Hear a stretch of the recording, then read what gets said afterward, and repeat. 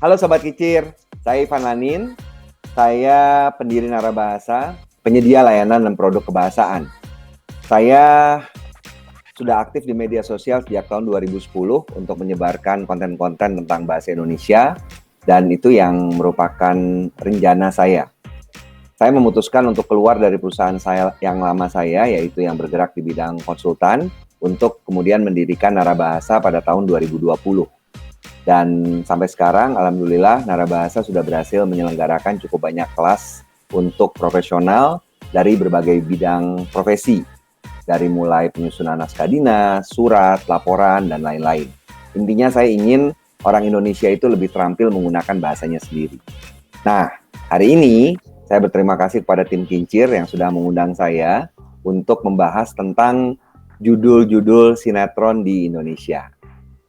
Jadi satu perubahan besar yang saya lihat terjadi pada judul-judul film dan sinetron di Indonesia adalah kalau dulu itu judul itu bentuknya kata atau frasa. Jadi itu hanya gabungan kata. Kalau sekarang itu bentuknya sudah seperti kalimat lengkap. Nah, ini yang cukup berubah drastis nih. Saya tidak tahu apa yang mendasari itu, tapi kalau kita perhatikan, kalau kita bandingkan ya misalnya antara surat kabar Kompas dengan surat kabar lampu merah. Coba bayangkan. Pernah lihat mungkin ya?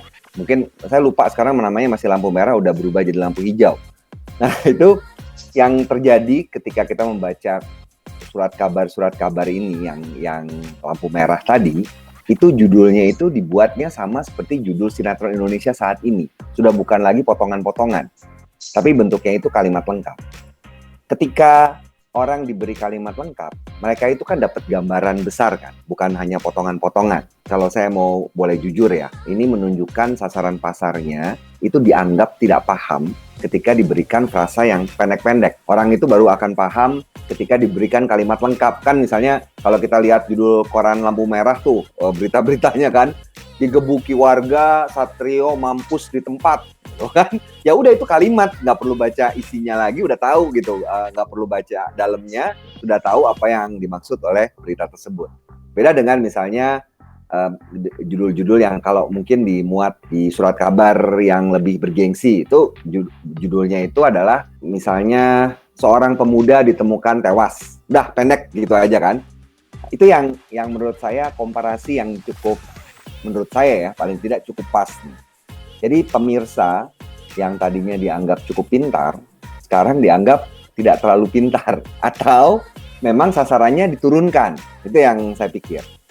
Jadi ya bukan berarti bahwa saya menganggap sinetron-sinetron ini sengaja menurunkan derajatnya ya. Mungkin memang itu yang bisa diterima masyarakat kita sekarang. Jadi perbedaan utamanya yang saya lihat itu. Untuk judul yang pertama itu rengginang bulat digoreng dadakan, dijual manja sama biduan cantik. Nah, kalau kita lihat kasus ini nih, rengginang bulat digoreng dadakan.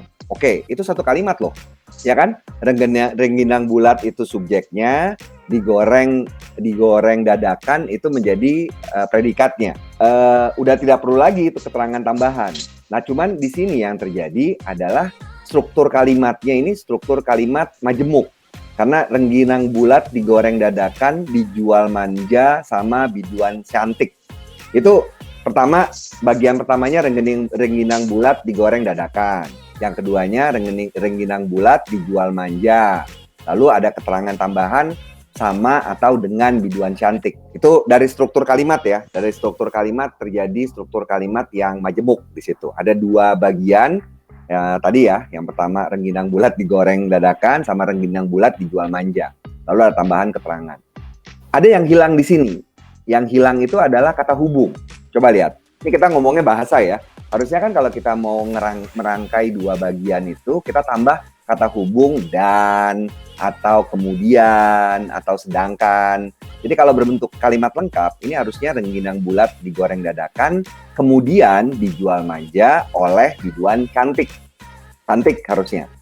Yang terjadi di sana lagi adalah penggantian dengan atau oleh dengan sama. Sama itu bentuk itu kata depan, tapi digunakan biasanya untuk ragam informal. Oh, pergi dengan siapa? Kalau formal kan kita nanya gitu kan. Oh, saya pergi dengan A. Kalau ragam informal, oh kamu pergi sama siapa? Saya pergi sama B. Sama itu bentuk informal. Lalu yang cantik yang terjadi di sini adalah perubahan huruf dari tadinya cantik menjadi cantik. Itu mungkin untuk menimbulkan kesan manja. Tuh, ini satu judul aja udah banyak banget yang kita bahas nih. Apakah itu kemudian kesalahan? Menurut saya sih bukan kesalahan, tapi yang dilakukan di sini adalah menggunakan ragam yang berbeda dengan ragam yang biasa kita gunakan sehari-hari ketika kita melihat judul sinetron. Ragam yang biasa kita gunakan sehari-hari itu kan ragam yang relatif formal. Kalau ini udah jelas-jelas ragam yang digunakan ragam informal. Perubahannya ini berubah menjadi dari tadinya hanya gabungan kata, berubah menjadi kalimat lengkap. Kalau kita bedah, dari kalimat lengkap itu ternyata dia kalimat majemuk yang tidak ada kata hubungnya, lalu menggunakan kata depan bentuk tidak baku, lalu menggunakan perubahan bentuk kata menjadi yang lebih informal. Oke, ini seru banget nih. Dari judul pertama aja udah cukup di breakdown abis-abisan gitu kan. Masuk ke judul yang kedua nih. Ada Suara Hati Istri, Aku Dijadikan Tabungan Suamiku Menikah Lagi. Ini pertama kita belah dulu menjadi dua bagian. Judul sinetron, judul dan anak judul. Bagian yang sebelum tanda titik 2 itu judul, kemudian yang sesudah titik 2 itu anak judul namanya. Kalau bagian judulnya kalau menurut saya sih sudah cukup sama seperti judul-judul film pada umumnya ya. Judulnya bukan berupa kalimat lengkap. Kalau yang jadi masalah bukan masalah, sebenarnya saya mungkin lebih senangnya menyebutnya yang menarik.